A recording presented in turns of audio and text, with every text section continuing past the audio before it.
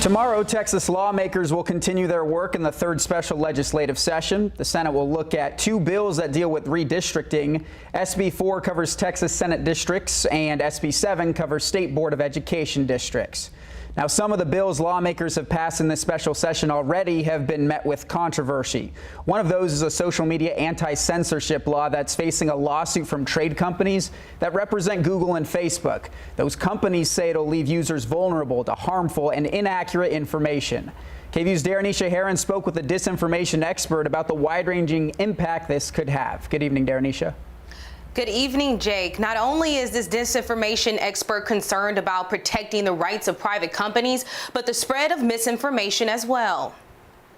Some of Texas's new laws have been met with lawsuits, and House Bill 20 barring big social media companies from banning users based on their political viewpoints is one of them. Disinformation expert and UT professor Samuel Woolley said the law could have a bad ripple effect.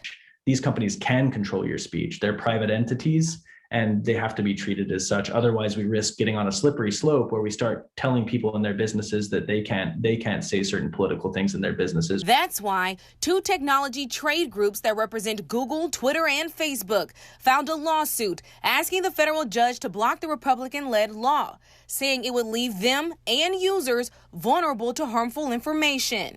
It tries to treat social media companies like phone companies and say you can't treat someone differently because they have a different politics on the phone, so you shouldn't be able to do it on social media. Social media is a whole different ballgame. Supporters say the anti-censorship law is protecting the freedom of speech, but Woolley said it would be hard to enforce and increase the spread of misinformation. This misinformation that's spreading around is about health, it's about health care, it's about the elections, and increasingly it's becoming really dangerous. The research shows that false information and bad news travels a lot quicker online than true information or good news. A judge recently blocked a similar bill in Florida.